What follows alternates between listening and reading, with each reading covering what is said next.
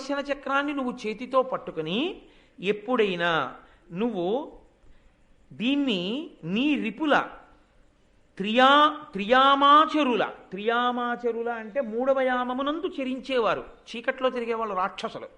ఆ రాక్షసులు విష్ణువుకి శత్రువులు. ఎందుకంటే ఈయన ధర్మాన్ని నిలబెడదాం అనుకుంటారు, వాళ్ళ ధర్మాన్ని పాడు చేద్దాం అనుకుంటారు. అంతకన్నా శత్రుత్వం ఏమి ఉండదు. కాబట్టి నువ్వు ఈ చక్రాన్ని ప్రయోగిస్తే దీని శక్తి ఏమిటో తెలుసా? ఎదుటివాడి కుత్తుక కోసేసి మళ్ళీ వచ్చి నీ వేలికి తనే వచ్చి నిలబడిపోతుంది. అంత గొప్ప ఆయుధాన్ని, ఈ చక్రాన్ని నీకు ఇస్తున్నాను. కాబట్టి నువ్వు ఈ చక్రాన్ని తీసుకో. దీనితో పాటు కౌమోదకి అనబడేటటువంటి గదిస్తున్నాను.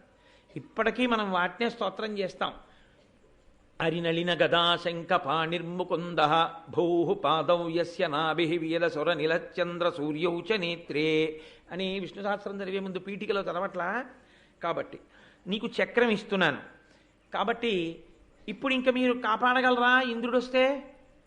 ఇప్పుడు మీకు ఆయుధములు ఉన్నట్టేనా? అయ్య బాబోయ్, ఆయుధాలా? పొంగిపోతుంటే మేము నీ ఇష్టం తిని భగ్గుమని మండిపో. మామూలుగా వద్దు, భగ్గుమని మండి తినేసి ఎవడడ్డొస్తాడో మేము చూస్తాం. పూర్వం జంకుతూ ఏదో చిన్ని మంటల రూపంలో వెళ్ళేవాడు ఖాండవనంలోకి. ఇప్పుడు కృష్ణార్జునులు ఉన్నారు.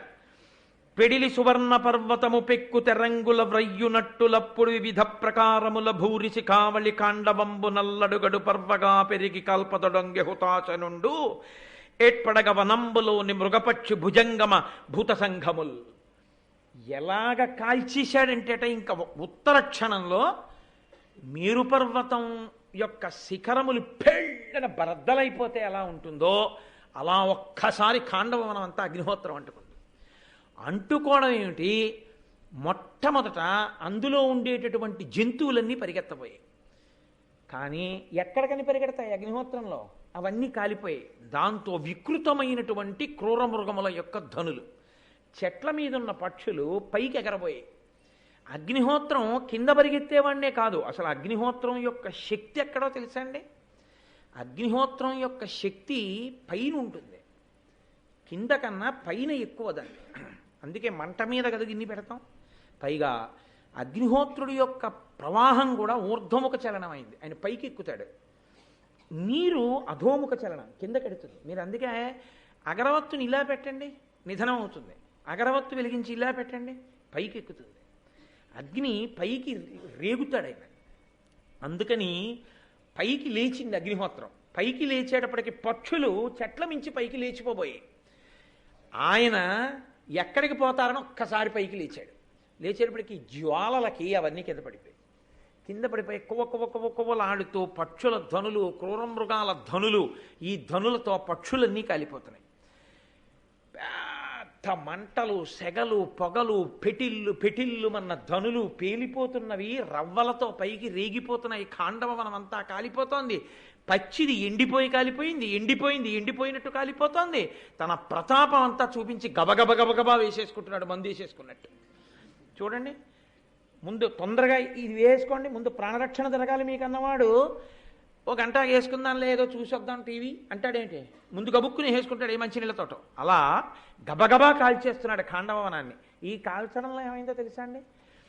హంసలు, కారండవములు, బెగ్గురు పక్షులు, జలపక్షులు, మీరు చదవాలి మహాభారతంలో. నిజంగా జలాశయములు ఉన్నాయి ఇక్కడ. ఈ జలాశయాల్లో కప్పలున్నాయి, చేపలున్నాయి, ఇవన్నీ ఉన్నాయి. ఇంత వేడొచ్చేటప్పటికీ ఈ సరోవరములో ఉన్నటువంటి నీళ్లన్నీ గుబ్బ మరిగిపోయేటప్పటికి అందులో ఉన్నటువంటి జలపక్షులు, చేపలు, కప్పలు, ఎండ్రకాయలు, తాబేళ్లు ఉడికిపోయి ఉత్తర క్షణంలో పైకి ఇలా నీటి మీదకి తేలిపోయి. తేలిపోవడంలో ఏమైపోయిందంటే నీరు ఇంకిపోయింది, ఇవి కాలిపోయి. ఇంత విచిత్రంగా కాలిపోతుంటే ఉత్తర క్షణంలో ఈయన కాల్చినంత వేగంగా ఇంద్రుడికి కబురు వెళ్ళదుగా. ఏమన్నా ఖాండవనం ఇంతలా కాలిపోతోంది అని ఇంద్రుడికి చెప్పాలండి. వాళ్ళ స్నేహితుడు ఉన్నాడు ఇందులో తచ్చకడు అన్నవాడు వాడు ఉండాలిగా, ఎవడో వాడు వెళ్ళి చెప్పాలిగా. వెళ్ళి చెప్పారు ఇంద్రుడికి. అమ్మ బాబోయ్, అందులో నా స్నేహితుడు ఉన్నాడు తక్షకుడు, కాలిపోతాడేమో, వెళ్ళండి అని బ్రహ్మాండమైన మేఘాల్ని పంపించి వర్షధారలు కురిపించాడు. అగ్నిహోత్రుడు అన్నాడు, అర్జున, కృష్ణ, వర్షపు ధారలు ఎన్ని మేఘాలు వచ్చేసాయో కురిసేస్తున్నాయి అన్నాడు. మీరేం భయపడకండి, అలా భోజనం చేయండి అన్నారు వాడు. అనేసి అర్జునుడు వెంటనే గాంధీవానికి సంధించి అక్షయ బాణతో నిర్మలలోంచి ఎప్పుడు వింటినారి లాగాడో, ఎప్పుడు సంధించాడో, ఎప్పుడు విడిచిపెట్టాడో తెలియదు. వర్షపు నీటి బిందువులు కూడా కింద పడడానికి వీలు లేని రీతిలో బాణ పరంజా కట్టేశాడు ఖాండవ వనమంతా. అది కూడా ఇవాళ మనం ఇలా నీరు జారిపోయేటట్టు కట్టాం. ఖాండవ వనం బయట నీళ్లు పడేటట్టుగా కట్టాడు ఆ పరంజాని. పడినటువంటి నీళ్ళన్నీ దాని మించి కిందకి వెళ్ళిపోతున్నాయి, మేఘాలవి. కింద అగ్నిహోత్రం అద్భుతంగా కాలిపోతాం. ఇప్పుడు ప్రమాదం ఏమొచ్చిందో తెలుసా అండి? ఏమైనా అక్కడ ఇక్కడ మిగిలినవి ఏమైనా ఉంటే అవి ఎగిరిపోదామని పైకెడితే ఇంకా వెళ్ళడానికి వీలు లేకుండా పైనోటి అడ్డు వచ్చింది అచ్చాదన. అలా అని కింద పడితే అగ్నిహోత్రుడు తినేస్తున్నాడు. ఆయనకి ఎవ్వడూ తప్పించుకోవడానికి వీలు లేకుండా అన్నీ తినడానికి బాగా పనికొచ్చింది. కనపడ్డవన్నీ తినేస్తున్నాడు. చూశాడు ఆ ఇంద్రుడు, ఇలా కాదు అమ్మ బాబాయ్, కృష్ణార్జునులు రక్షిస్తున్నారు అగ్నిహోత్రుణ్ణి, కాబట్టి నా వేపున మీరందరూ రండని సుర గరుడ నాగ సిద్ధ గంధర్వ యక్ష జాతులన్నిటినీ తీసుకుని వచ్చేశాడు. ఇంతమంది బాణప్రయోగం, ఒక్క కృష్ణార్జునులు ఒక పక్కన. ఇంతమంది వాళ్ళు వేసినటువంటి బాణ సమూహముల చేత చెల్లా చెదరైపోయి దిక్కులు పట్టి పారిపోయి ఇన్ని జాతులు. దేవతలందరూ వెళ్ళిపోయారండి అర్జునుడు వేసిన బాణాలకి. దేవతలు కాదు, ఈ సురలు, గంధర్వులు, నాగులు వీళ్ళందరూ దిక్కులు పట్టి పారిపోయారు కృష్ణార్జునుల యుద్ధానికి. ఆయనంతా తర్ఫీదు ఇచ్చేశాడు గాంధీవంతోనూ చక్రంతో యుద్ధం చేయడం రేపు కురుక్షేత్రం కోసమని. ఇప్పుడు ఇంత పెద్ద యుద్ధం జరుగుతుంటే అశరీరవాణి పైనుంచి పలికింది, ఏమయ్యా ఇంద్రా, నీకు ఇప్పటికైనా అర్థం కాలేదా? వాళ్ళిద్దరు ఎవరనుకుంటున్నావు? నరనారాయణులు. వాళ్ళు ఎదురుగుండా నిలబడి బాణప్రయోగం చేస్తుంటే నువ్వు వాళ్ళ నుంచి రక్షించగలవా ఖాండవవనాన్ని? అయిపోయింది, ఖాండవవనం కాలేపోయింది చాలా మటుకు. ఊరుకో ఇప్పటికైనా. నువ్వు ఎందుకు ఇంత కష్టపడుతున్నావు? నీ స్నేహితుడైనటువంటి వాడు తక్షకుడు ఉన్నాడని కదూ, ఆ తక్షకుడు అగ్నిహోత్రుడు వస్తున్నాడు, కృష్ణార్జునులు అభయం ఇచ్చారని తెలియగానే ఇది విడిచిపెట్టి పారిపోయి కురుక్షేత్రంలో దాక్కున్నాడు. ఉండిపోయిన వాడెవరంటే తక్షకుడి కొడుకు అశ్వసేనుడు ఉండిపోయాడు. తక్షకుడి భార్య ఉండిపోయింది, అశ్వసేనుడి తల్లి. అగ్నిహోత్రుడు కాల్చేస్తుంటే తల్లి పారిపోలేకపోతే అశ్వసేనుడు పైకి ఎగిరిపోతూ, అమ్మా నా తోక కరిచి పట్టుకో తీసుకుపోతానన్నాడు. తోక కరిచి పట్టుకుంది తక్షకుడి భార్య. అశ్వసేనుడు పైకి వెళ్ళిపోతున్నాడు. చూశాడు అర్జునుడు, ఆహా నా నుండి ఇలా తప్పుకుంటావా అని ఒక బాణం చేత ఆ అశ్వసేనుడి తోక కొట్టేశాడు. తోక తెగిపోయి తక్షకుడి భార్య అగ్నిహోత్రంలో పడిపోయి కాలిపోయింది. ఇంకొక బాణం తీసి అశ్వసేనుడిని కొడుతున్నాడు. అమ్మ బాబోయ్, రేపు స్నేహితుడు వచ్చి నా కొడుకుని రక్షించలేదంటాడేమో, ఇప్పటికే అతని భార్య చచ్చిపోయిందని మోహిని అనబడేటటువంటి విద్యని ప్రయోగించాడు ఇంద్రుడు. ప్రయోగించడంలో ఒక్క క్షణం బాణప్రయోగం చేయడంలో తత్తరపడ్డాడు అర్జునుడు. ఒక్క క్షణం ఆ మోహిని విద్యకి, అంతే. ఈలోగా కురుక్షేత్రానికి పారిపోయాడు అశ్వసేనుడు కూడా. కాబట్టి తక్షకుణ్ణి అశ్వసేనుణ్ణి రక్షించుకోగలిగాడు ఇంద్రుడు, కానీ తక్షకుడి భార్య మాత్రం అందులో కాలిపోయింది. తదనంతరం కృష్ణుడు నముచి అనబడేటటువంటి ఒక రాక్షసుని తమ్ముడు మయుడు ఆ ఖాండవవనంలో తిరుగుతుంటే సుదర్శన చక్రాన్ని ప్రయోగించాడు. వాడు పారిపోయి వచ్చి అర్జునుడి చాటుకి చేరి, కృష్ణుడు చక్రప్రయోగం చేశాడు, నువ్వు సుక్షత్రియుడివి, శరణాగతి చేస్తున్నాను, నన్ను కాపాడన్నాడు. ఎవడైనా సరే కాల్చేస్తాను అనలేదు అర్జునుడు. శరణాగతి చేశాడో వాణ్ణి మాత్రం చంపకూడదు, అది క్షత్రియుడి ధర్మం. నేను మీకు అదే మనవి చేసింది. ఎవడు ధర్మాన్ని పట్టుకున్నాడో వాడికే రక్షణ. కాబట్టి నిన్ను నేను చంపను అని వెంటనే ఆ శరణాగతి చేసినటువంటి ఆ మయుడనబడేటటువంటి రాక్షసుణ్ణి మాత్రం కాపాడాడు. ఇందులో నన్నయ్య గారు ఆంధ్రీకరించినటువంటి భారతంలో అద్భుతమైనటువంటి ఘట్టం ఒకటి ఉంది. ఇది చాలా గొప్ప ధర్మ సూక్ష్మ సమన్వయం చేయగలిగినటువంటి ఘట్టం.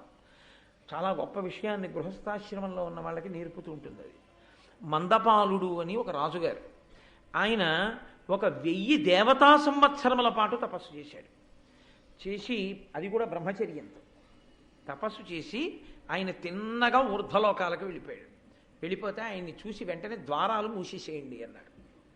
లోపలికి రావడం కాదు, ద్వారం మూసి ద్వారం కనపడకుండా వెనక్కి పంపించండి అన్నాడు. ఆయన అన్నాడు, నేను 1000 దేవతా సంవత్సరములు తపస్సు చేశాను, నేను అసలు ఎందుకు రాకూడదు ఈ ఊర్ధ్వలోకాల్లోకి అన్నాడు. నువ్వు బ్రహ్మచర్యంతో ఉండిపోయి తపస్సు చేశావు. సన్యాసమన్నా తీసుకోవాలి, గృహస్థాశ్రమంలో కన్నా వెళ్ళాలి. బ్రహ్మచారిగానే మిగిలిపోయి చాలా చేసినా వాళ్ళకి ఊర్ధ్వలోకముల యొక్క ద్వారదర్శనం కూడా ఇవ్వం. నీకు పితృరుణం తీరలేదు, నువ్వు సంతానాన్ని కనాలి.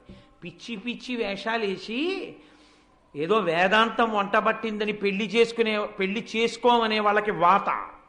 నన్నయ్య గారి భారతంలో ఈ ఘట్టం. నువ్వంటూ తరించాలంటే పితృరుణం తీరితేనే. బ్రహ్మచారిగా నువ్వు ఉండిపోతే జరత్కారోపాఖ్యానం విన్నారుగా, పైతరాల వాళ్ళని కూడా కిందకి దింపేస్తారు. కిందకి దింపేసి ఒంటి వేరుతో వెరలాడుతున్న గడ్డి దుబ్బుల చేత పట్టించి వేర్లు ఎలక రూపంలో యమధర్మరాజు గారు కొడికి కింద పారేస్తాడు హీనలోకాల్లోకి. మీరు విన్నారు జరత్కారోపాఖ్యానంలో. 2, ఎవడు వివాహం చేసుకుని సంతానమును పొంది పితృదేవతల యొక్క రుణాన్ని తీర్చుకోలేదో అటువంటి వాడికి అసలు ఊర్ధ్వలోకముల దర్శనమివ్వరు. కాబట్టి నువ్వు ఎంత తపస్సు చేస్తే ఎవడకు కావాలి? నువ్వు బ్రహ్మచారిగా ఉండిపోయావు, పో వెనక్కి అన్నాడు. ఆయన గబగబా వెనక్కి వచ్చి, నేను ఇప్పుడు సంతానాన్ని పొందితే తొందరగా వెళ్ళిపోవచ్చు. తొందరగా సంతానాన్ని పొందడం మాంసపిండానికి సాధ్యం అవుతుంది. అంటే పక్షికి తొందరగా సంతానాన్ని కంటుంది. పక్షి గుడ్డి పెట్టి పొదిగితే పిల్ల అయిపోతుంది. కాబట్టి నేను పక్షినైపోతే, ఒక ఆడపక్షితో సంభోగిస్తే నాకు సంతానం కలుగుతుంది. సంతానం కలిగితే ఊర్ధ్వలోక ప్రాప్తి. నాకు శక్తి ఉంది కాబట్టి పక్షినైపోతాను అని తాను ఒక లావుక పక్షిగా మారి, ఒక ఆడలావుక పక్షి జరిత దాని పేరు, ఆ జరిత అన్న పక్షితో కూడాడు. కూడితే ఆయనకి 4 కొడుకులు పుట్టారు. తండ్రి మహాబ్రహ్మజ్ఞాని కదండి. ఉపాధి ఏదైతే, ఉపాధితో సంబంధం ఉండదు మీకు. భక్తితో ఒక్కొక్కసారి ఏ వేదంబు పఠించలూత భుజగంబే శాస్త్రములు సూచే తాను ఏ విద్యాభ్యాసమునర్చె కరి చించే మంత్రము హించే బోధావిర్భావ నిదానములు చదువులయ్యా కాదు మీ పాద సంసేమాసక్తియ కాక జంతు తతికిన్ శ్రీకాళహస్తీశ్వర అంటాడు ధూర్జటి. పాము, ఏనుగు, సాలెపురుగు ఇవి కాళహస్తీశ్వరుణ్ణి ఆరాధించి మోక్షాన్ని పొందలేదా? ఉపాధి ఏదైతే ఎవడకు కావాలి? మనుష్యుడిగా పుట్టావు, ఒక్క పూట సంధ్యావందనం చేయవు, ఒక్క యాగం చేయవు, యాగశాలగా ప్రదక్షిణం చేయవు, దేవాలయంలోకి రావు, ఒక్కసారి నామం చెప్పావు, ఎవడకు కావాలి మనుష్య ఉపాధి అయితే? అందుకొకదు శంకరాచార్యులు వారు శివానందలహరి చేస్తే నరత్వం దేవత్వం నగవన మృగత్వం మశకత పశుత్వం కీటత్వం భవత విహగత్వాది జననం సదాత్పాదాబ్జ స్మరణ పరమానందలహరి విహారాసక్తం చేద్రూతయమిహ కింతేన వపుష. ఈ శరీరం ఇమ్మని నేను అడగను, కొండ చెయ్యి, ఇబ్బంది ఏమిటి? నగవన మృగత్వం, ఏది చేసినా నాకు పర్వాలేదు. సదాత్పాదాబ్జ స్మరణ పరమానందలహరి విహారాసక్తం. నీ పాదములను నిరంతరము స్మరించడము యందు గొప్ప ఆనందాన్ని పొందాలి. అంబుజోదర దివ్య పాదారవింద చింతనామృత పాన విశేష మత్త చిత్తమేదీతి ఇతర విషయంబు చెరనేర్చు వినుత గుణశీల మాటలు వెయ్యునేలా అంటాడు ప్రహ్లాదుడు. ఆ మందార మకరంద పానము చేత మత్తెక్కిపోయిన హృదయానికి ఇతర విషయాలు ఎందుకయా తండ్రి, నాకు అక్కర్లేదన్నాడు. కాబట్టి ఉపాధితో సంబంధం ఉంది. కొండగా పుట్టింది భద్రాచలం, అయితేనే అవతారాన్ని విడిచిపెట్టేసినటువంటి రామచంద్రమూర్తిని మళ్ళీ తీసుకొచ్చి కూర్చోబెట్టింది. ఆయన మరిచిపోయిన ఆయుధాలు ఎలా పట్టుకోవాలో కానీ తీసుకొచ్చి కూర్చోబెట్టింది. వామాంక స్థిత జానకీ పరిలసత్ కోదండ దండంకరే చక్రం చోర్ధ్వకరేణ బాహుయుగలే శంఖం శరం దక్షిణే బిభ్రాణం జలజాతపత్రనయనం భద్రాద్రిమూర్ధ్రిస్థితం కేయూరాది విభూషితం రఘుపతిం సౌమిత్రియుక్తం భజే అని శంకర భగవత్పాదులు స్తోత్రం చేశారు ఆ రామచంద్రమూర్తిని చూసి. అంత గొప్పగా తీసుకొచ్చింది ఒక కొండ, అంత గొప్పగా మోక్షం పొందింది కాళహస్తి క్షేత్రంలో. నరజన్మ ఎత్తి మాత్రం ఎంతమంది ఈశ్వర పదంలో అడుగులు వేయగలుగుతున్నారు? మనుష్య శరీరం ఒక్కటి ఉన్నంత మాత్రం చేత తరించిపోడు. మనుష్య శరీరాన్ని ఉపయోగించుకున్నవాడు తరిస్తాడు. గుడి బయట నుంచి ఉంటేనే ఆ ఆవు గొప్పది ఉపాధి చేత, గుడి లోపలికి వస్తేనే. లోపల వస్తువు మారనప్పుడు భేషజానికి పూజలు పనికొస్తే, భేషజానికి శరీరం పనికొస్తే, ఈశ్వరుడి ముందు అహంకార పరిత్యాగం చేసి వినయంతో తల వంచడం నీకు చేత కాకపోతే, ఇలా తలెత్తి గుండెల మీద చెయ్యేసుకు చూపించుకోవడానికి ఇది పనికొస్తే, తెచ్చినవన్నీ నీవే అన్న భ్రాంతి నీకుంటే, నీ అహంకారానికి అది ఆలవాలమైతే ఎవడకు కావాలా మనుష్య జన్మ? 2 పువ్వులు తెస్తావు, నే తెచ్చానంటావు. ఏది చేసినా నే చేశాను వాత పెట్టలా శంకరాచార్యుల వారు?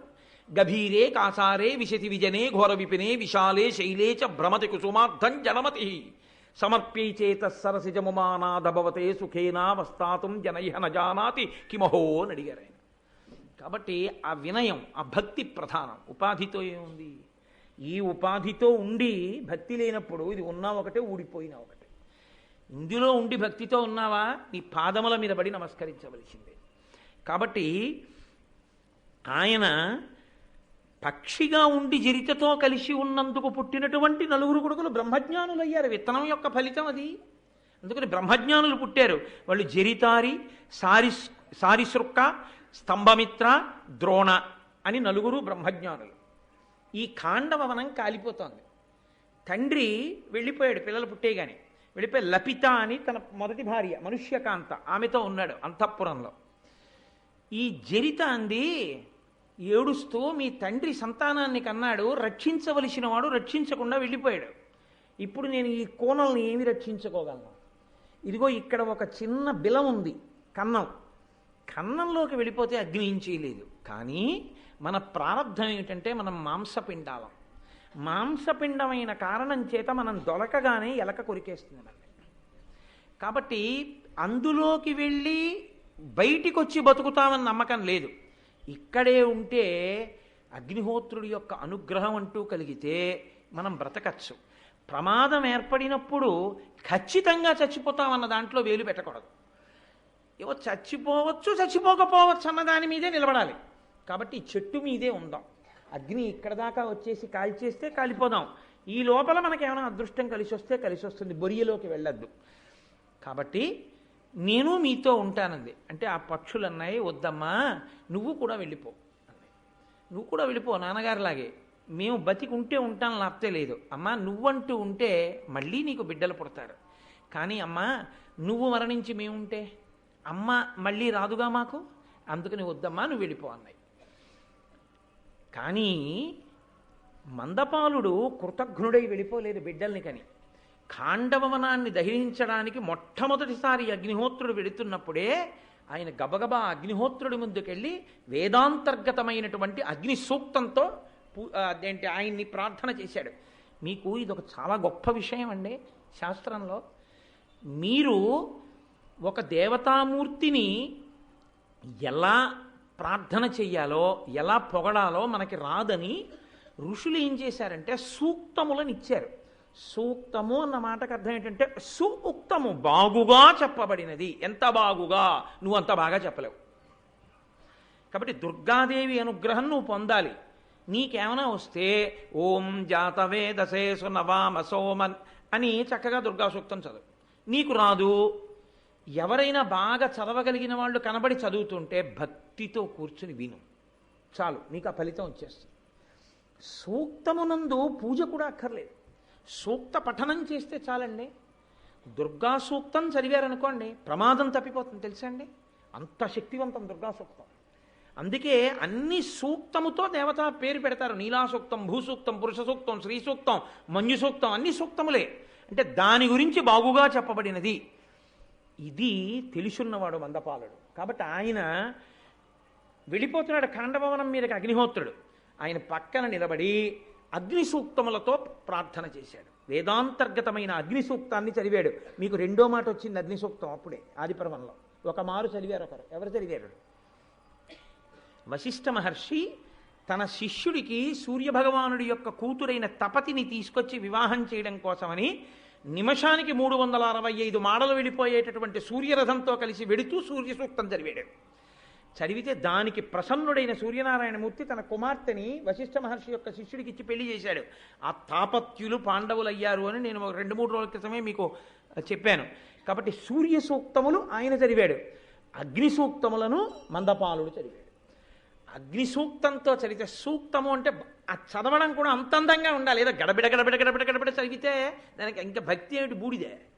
ఏది ఎలా చదవాలో అలా చదివితేనే దాని అందం అంతే. వాళ్ళు ఉదయం చూడండి ఆ కలశపాత్రలన్నిటికీ దారాలు చుడుతూ చక్కగా క్రమంతో ఆ రుద్రాధ్యాయాన్ని నమక చమకాలని చదివారు. ఎంత ఆనందం వేసిందో నిజంగా నాకు అక్కడ కూర్చుని వింటుంటే. ఆ హిరణ్యబాహ వేసేనాన్ ఏ దిశాంచపత ఏ నమో నమో వాటిని ఆ క్రమంలో చెప్తుంటే అంతమంది అలా కూర్చుని ఏకకంఠంతో చక్కగా ఒకళ్ళనొకళ్ళు చూసుకుంటూ మురిసిపోతూ కలశలకి దారాలు చుట్టుకుంటూ ఆ సూక్తాలు చదువుతుంటే చాలురా జన్మకిది, ఇలా 5 ఏళ్లకొక్కసారి వింటే చాలురా అనిపించింది నాకు. అయ్యప్ప స్వామి ఎంత సంతోషపడిపోయి ఉంటారో నిజంగా ఇవాళ. అది మంత్రం చదవడం అంటే అందంగా చదవాలి, అంతేగాని గడబిడ గడబిడ గడబిడ గడబిడ గడబిడ. అసలు ఆవాహయామి అనేటప్పటికీ వాడు నీరాజనం సమర్పయామి దగ్గర ఉంటాడు. ఉపచారం ఎప్పుడు చేస్తావు? అసలు ఉపచారం ఏది? అది కాదు పూజ అంటే, అది కాదు సూక్తం చదవడం అంటే. సూక్తము చదువుతుంటే పక్షులాగాలి, అలా ఉండాలి సూక్తం చదివితే. అది సూక్తము ఋషులు ఇచ్చారు, దాన్ని ఎందుకు అలా చదువుతావు? మాని చదవడం, చదివితే సరిగ్గా చదువు అంతే. కాబట్టి అంత బాగా ఆయన అగ్ని సూక్తాన్ని చదివితే వెళ్ళిపోతున్న అగ్నిహోత్రుడు ఆగన్నాడు, నీకేం కావాలన్నాడు. అది దేవతలు ఎంత ప్రీతి చెందుతారో చూడండి సూక్తం వింటే. ఇప్పుడు చదువుతారు వేదం అయిపోయాక. చదివితే ఆయన అన్నాడు, నా బిడ్డలు ఖాండవవనంలో ఉన్నారు, భార్య జరిత 4 కుమారులు, వాళ్ళ 5గురిని నువ్వు చంపకే అన్నాడు. తప్పకుండా నీకు మాటిస్తున్నాను, చంపను అన్నాడు. అగ్ని వ్యాపించేటప్పుడు ఈ 5గురిని ఎలా వదులుతాడండి? అప్పటి వరకు చావలేదు వాళ్ళు. ఇంకా వీళ్ళమ్మ అంది, మీ తండ్రి జ్ఞాపకం ఉండి రక్షణ అడిగాడో అడగలేదో వెళ్ళిపోయాడు, అయ్యో బిడ్డలు మీరు కాలిపోతారే, ఆడదాన్ని ఏం రక్షించుకోనంది. అక్కడ లపితతో ఆయన అన్నాడు మందపాలుడు, నేను అగ్నిహోత్రుడిని వరం అడిగాను సూక్తం చదివి, అగ్నిహోత్రుడికి గుర్తుందో కాల్చేస్తాడో అన్నాడు. లపితంది, నువ్వొకసారి సూక్తం చదివి అగ్నిహోత్రుడు మాట ఇచ్చాక కాలుస్తాడని ఎందుకు అనుకుంటున్నావు? ఇది మీరు గుర్తుపట్టాలి. ఇదే మహానుభావుడు భాగవతాన్ని ఆంధ్రీకరిస్తూ ఋషితుల్యుడు కాబట్టి పోతన గారు అంటారు, ఎగసి దవులవాని దహించు భంగి పొంత మాకులవాని విడిచిపెట్టి, ఎగసి దవ్వులవాని దహించు భంగి కర్మవశమున భవమృతి కారణములు అన్నాడు మహానుభావుడు పోతన గారంటే. అందుకే అగ్నిహోత్రం ఒక్కొక్కసారి పక్కనున్న కాగితాన్ని వదిలేసి కిలోమీటర్ దూరంలో ఉన్న ఒక పాక కాల్చేస్తుంది. ఈ కాగితాన్ని ఎందుకు వదిలింది అనుకుంటున్నారు? ఎప్పుడో ఎక్కడో ఇది అగ్ని సూక్తం చదివింది, కాల్చలేదు. సూక్తమేనండి. హరిశ్చంద్రోపాఖ్యానంలో ఒక్కసారి ఆ విశ్వనాథుణ్ణి దండకం చేస్తే ఆగిపోయింది అంతే అగ్నిహోత్రం, వాళ్ళని ఏం చేయలేదు. నమ్మకం మనకు ఉండాలి. ఇలా అవుతుందా అండి అన్నారు అనుకోండి, కలండనుడు వాడు కలడో లేడు అంటే వచ్చేవాడు కూడా అయిపోతాడు. సంశయాత్మ వినశ్యతి. నీకు నమ్మకం ఉందా? ఫలించి తీరుతుంది. నీ విశ్వాసమే ఈశ్వరుడు. కాబట్టి ఇప్పుడు ఆ తల్లి పక్షి పైకి ఎగిరింది. ఈ 4 పక్షులు అగ్నిహోత్రం వస్తోందని ఇటొకటి కూర్చుంది, ఇటొకటి తలపెట్టింది, ఇటొకటి తలపెట్టింది, ఇటొకటి తలపెట్టింది. అగ్నిహోత్రం మీదకి వచ్చేస్తోంది. ఆయనకి జ్ఞాపకం ఉంది చూసుకోండి, వీళ్ళని కాల్చకూడదని గుర్తుపెట్టుకున్నాడు ఆయన. అది ఈశ్వరుణ్ణి మీరు ఒక్కసారి సూక్తంతో ఆరాధన చేస్తే ప్రమాదం వచ్చేసినప్పుడు అంతమందిలోంచి బయటపడిపోతారు అంతే. చిదంబరంలో కొన్ని 100 మంది చచ్చిపోయారు ప్రమాదంలో. తండ్రి గారు చేసుకున్న పుణ్యం గిని చిన్న పిల్లవాడు పంచదార చిలక అనేవారు. ఆ పిల్లాడు ఒక్కడు నిద్రపోయాడు, వెళ్ళలేదు ఉత్సవానికి, బతికేశాడు. ఆ బతికేసిన పిల్లాడు ఎవరో తెలుసా? కొన్ని కోట్ల మందిని సనాతన ధర్మంలో బతికించేశారు. ఆయనే కంచికామకోటి పీఠాధిపత్యం వహించిన నడిచే దేవుడు పరమాచార్య చంద్రశేఖరేంద్ర సరస్వతి మహాస్వామి వారు. కాబట్టి ఈశ్వరుడు అనుగ్రహించగలడు. ఒక్కసారి నువ్వు అలా చదివితే చాలు జీవితంలో సూక్తం. ఇప్పుడు 4 వేపులకి 4 ముఖాలు పెట్టిన ఈ పక్షులు అగ్ని మీదకు వచ్చేస్తుంటే తండ్రి గారి యొక్క వారసత్వం కదూ. వీళ్ళన్నారు మీదకు వస్తోంది అగ్ని, మనం ఏం చేస్తాం? కాబట్టి నలుగురం కూడా చక్కగా కూర్చుని బ్రహ్మగారు 4 ముఖాలతో ఎలా చదువుతాడో అలా అగ్నిహోత్రుడి మీద సూక్త పఠనం చేద్దాము అని వాళ్ళు వేదంలో ఉన్నటువంటి మంత్రములను అగ్ని సూక్తములను చదువుతున్నారు. అగ్నిహోత్రుడు చూసి తండ్రి అదే చదివాడు, పిల్లలు అదే చదివారు, ఎంత గొప్పవాళ్ళు రా అని పక్షి పిల్లల్ని విడిచిపెట్టి వెళ్ళిపోయాడు అగ్నిహోత్రుడు. అంటే మీరు ఒకటి గుర్తుపెట్టుకోవాల్సి ఉంటుంది. నన్నయ్య గారు జ్ఞాపకం చేస్తున్నారు, ఐశ్వర్యం ఇచ్చిన అగ్నిహోత్రుడే, ఆపద తప్పించిన అగ్నిహోత్రుడే. అగ్నిహోత్రం ఉన్న చోట శాల వెయ్యడం అంటే అంత గొప్పదండి. అందుకే తరువుకొచ్చిన ప్రమాదాన్ని తీసి పారేస్తాడంతే ఆయన, అంత గొప్పది. అందుకే యాగశాల మురిసిపోయాను నేను. ఉత్సవం ప్రారంభం అప్పటి నుంచి యాగశాల చాలా జాగ్రత్త. యాగశాల అలా ఉండాలి. ఎందుకని? ఒక్కటే మహానుభావుడు అగ్నిహోత్రుడు అక్కడ రగులుతాడు. ఆయనే అక్కడి నుంచి తీసుకెడతాడు దేవతలకి హవిస్సులు. ఆ యాగశాలయే కొన్ని సంవత్సరముల పాటు ఈ దేవాలయం అభ్యున్నతికి, మన యొక్క క్షేమానికి కారకం అవుతుంది. అది అంత పవిత్రం ఆ యాగశాల. కాబట్టి 4 ముఖములతో చదివేట 4 పిల్లలు చదివితే ఆయన అనుగ్రహించేశాడంతే. ఇది అగ్నిహోత్రం, ఇది ఖాండవవన దహనం. కానీ నాకు నన్నయ్య గారి యొక్క అనుగ్రహంతో, మా గురువుగారి అనుగ్రహంతో, అయ్యప్ప స్వామి అనుగ్రహంతో ఖచ్చితంగా అగ్నిహోత్రుడు అనుగ్రహించాడు మనందరినీ యాగశాలలో అనడానికి గుర్తేమిటో తెలుసా అండి? ఇవాళ ఎట్టి పరిస్థితుల్లో ఈ ఘట్టంతో నేను ఉపన్యాసాన్ని పూర్తి చేయకూడదు. 7వ తారీఖు పూర్తి చేసేటట్టుగా పెట్టుకున్నాను. అందులో నేను ఇవాళ అంటే 2 రోజులు వెనక్కుంటాను, ఎక్కడో మైమరిచిపోయి వెనక్కి అలాంటి వాణ్ణి అనుకోకుండా ఈశ్వరుడు ఎందుకో స్వామివారు నువ్వు వద్దయ్యా 7వ తారీఖు నేను కూడా వింటాను 6వ తారీఖు ప్రసంగం అంటే, వద్దండి మీరు పీఠార్చన చేయండి అని 5వ తారీఖు పూర్తి చేస్తాను. అవుతుందా అనుకున్నాను. 5వ తారీఖు ఖాండవవన దహనం, అగ్ని సూక్తం, అగ్నిహోత్రుడి యొక్క వైభవంతో అక్కడ యాగశాలలో అగ్ని ప్రజ్వరిల్లిన రోజునే ఇక్కడ ఉపన్యాసాలు కూడా పూర్తవడం ఈశ్వర అనుగ్రహమే. ఇంకింతకన్నా తార్కాణం ఏం కావాలి? కాబట్టి తదనంతర కాలమునందు దేవేంద్రుడు ప్రీతి చెంది అనేకమైనటువంటి అస్త్ర సంబంధమైన మంత్రములను కూడా అర్జునుడికి ఉపదేశం చేసి, కొడకా ఎంత గొప్ప యుద్ధం చేశావురా అని కృష్ణ భగవానుణ్ణి ప్రార్థించాడు. అప్పుడు ఇప్పుడు ఎప్పుడూ నా కొడుకుని ఇలాగే అంటిపెట్టుకుని ఉండేం కృష్ణ, నిన్ను నేను ప్రార్థన చేసేది ఇదే అన్నాడు. మనకి కూడా ఎప్పుడూ ఈశ్వరుడు మన్ని అంటిపెట్టుకుని ఉండేటట్టుగా మహాభారతం విన్నందుకు, ఆదిపర్వం చెప్పుకున్నందుకు పరమేశ్వరుడు ప్రీతి చెంది ఆయన చల్లటి చూపు మనని చూస్తే అంతకన్నా మనకి ఏమీ అక్కర్లా. ఎందుకో తెలుసా అండి? ఆయన చల్లని చూపే మనకు అన్నిటినీ ఇస్తుంది. కాబట్టి నాకేమీ చేత కాకపోయినా, ఒక్క పద్యం రావడదు, గబగబా 2 విషయాలు సమన్వయం చేయలేను, ఏమీ తెలీదు, అయినా భారతం చెప్తానని పెద్ద మనగాళ్ళ కూర్చుంటే 1 రోజా 2 రోజులా 26 రోజులు నన్ను ఇలా భరించి ఇన్ని వేల మంది, నాకంటే ఇంత వేదిక ఎంత ఇరుక్కు కూర్చున్నారో పాపం ఈ తల్లులు, ఇంతమంది ఇలా కూర్చుని ఇన్నాళ్ళు భారతం విన్నందుకు మీ అందరికీ నా ధన్యవాదములను ఆవిష్కరిస్తూ, ఇక్కడితో ఇవాల్టితో ఆదిపర్వం పూర్తయిపోయింది. 18 పర్వములు చెయ్యాలి అని ఒక కోరిక ఉంది.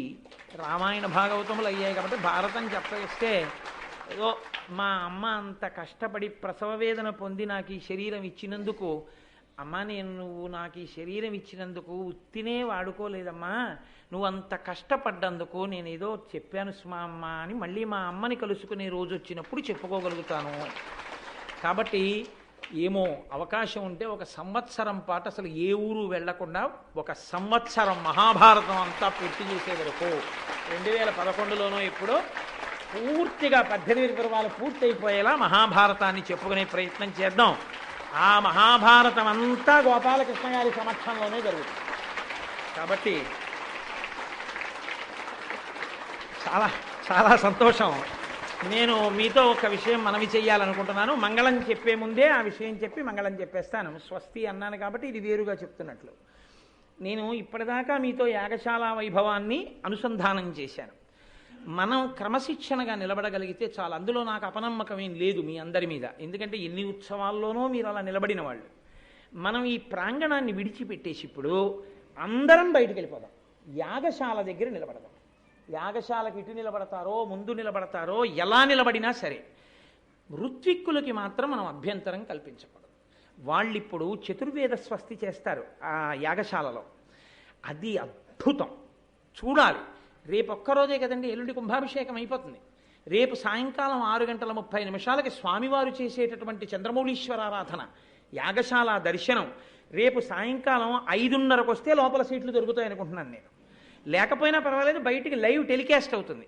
ఇప్పుడు చక్కగా అక్కడ చతుర్వేద స్వస్తి చేసి నీరాజన మంత్ర పుష్పాలు ఇచ్చి స్వామివారికి చాలా ప్రీతి. ఈశ్వరుడు ఎందుకు చెందుతాడో తెలుసా అండి? వీణానాదం వినపడాలి.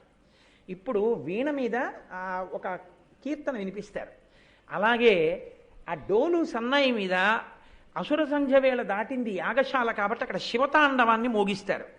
ఋత్విక్కులలోనే ఒక ఋత్విక్కు శివతాండవం మీద పాట పాడతారు. ఇన్నింటితో వైభవోపేతంగా ఇప్పుడు అక్కడ కార్యక్రమం ఉంటుంది. రేపు ఉదయం తెల్లవారుజామున సుప్రభాతంతో మొదలుపెట్టి భగవన్నామాన్ని రేపు సూర్యాస్తమయ పర్యంతం చదువుతారు. ఇంత గొప్ప క్రతువులో కూర్చుని ఒక్కసారి కూడా భగవన్నామని చెప్పుకోకపోతే మనం ఏదో కోల్పోయిన వాళ్ళం అవుతాం. కాబట్టి నేను మీ అందరినీ ప్రార్థన చేసేది ఏమిటి అంటే, రేపు అందరూ కూడా వచ్చి భగవన్నామని చెప్పండి. సాధ్యమైనంత సమయం చక్కగా ఇక్కడ గడపండి. రేపు సాయంకాలం మాత్రం అందరూ తొందరగా వచ్చేసేయండి. వచ్చేస్తే మన కోసమని నేను ఇప్పుడు ఇక్కడ ఉపన్యాసానికి బయలుదేరి వచ్చే ముందే పీఠాధిపతులు నాకు ఫోన్ చేశారు. కాకినాడలో జరుగుతున్న కార్యక్రమాల గురించి మాకు వివరం అందింది. నేను బహు సంప్రీతుడనయ్యాను. 2 గంటలకు వస్తానన్నాను కదా, 10 గంటలకే బయలుదేరి వచ్చేస్తున్నాను అన్నారు. అందుకని ఆయన ఇంకా రాకముందే అంత సంతోషాన్ని ఫోన్ చేసి చెప్పారు. అందుకని ఆయన వచ్చేస్తారు. సాయంకాలం ఆయన బయలుదేరి అక్కడే వ్యాన్ దిగి మనందరికీ కనపడేటట్టు వస్తారు. ముట్టుకోకూడదు, మనం ఏది ముట్టుకోకూడదు అని ముట్టుకోకుండా ఉంటే అయిపోయాయి. వచ్చి చక్కగా పీఠార్చన చేస్తారు. అపురూపంగా ఉంటుంది ఆ శ్రీచక్రార్చన, చంద్రమౌళీశ్వరారాధన.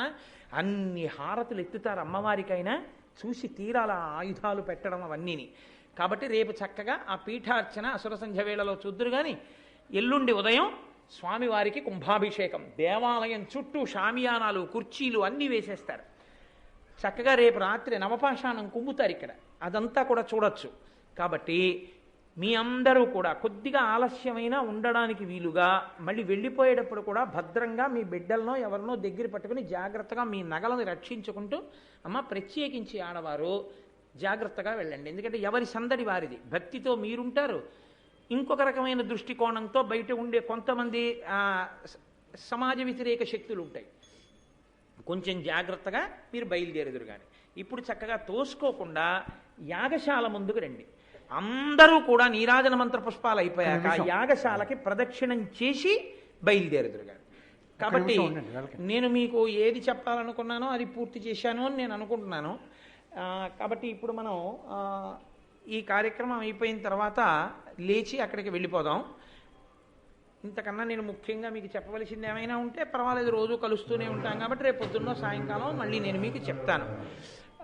ఎవరు యాగశాల ముందుకి ఋత్విక్కుల దగ్గరికి మాత్రం వెళ్ళిపోకండి అమ్మా, కొంచెం విశాలంగా నించోండి. అయిపోయాక ప్రదక్షిణం చేద్దరు కానీ అందరూ. మీ పర్మిషన్ తో మంగళాశాసనపరై మదాచార్య పురోగమై సర్వైశ్య పూర్వైరాచార్యై సత్కృతాయాస్తు మంగళం. మంగళం కోసలేంద్రాయ మహనీయ గుణాత్మనే చక్రవర్తి తనూజాయ సర్వభౌమాయ మంగళం. ఉమాకాంతాయ కాంతాయ కామితార్థప్రదాయినే శ్రీగిరీశాయ దేవాయ మలినాథాయ మంగళం. కరచరణకృతం వా కర్మవాక్కాయజం వా శ్రవణనైనజం వా మానసం వాపరాధం విహితమవిహితం వా సర్వమేత్తక్షమస్వ.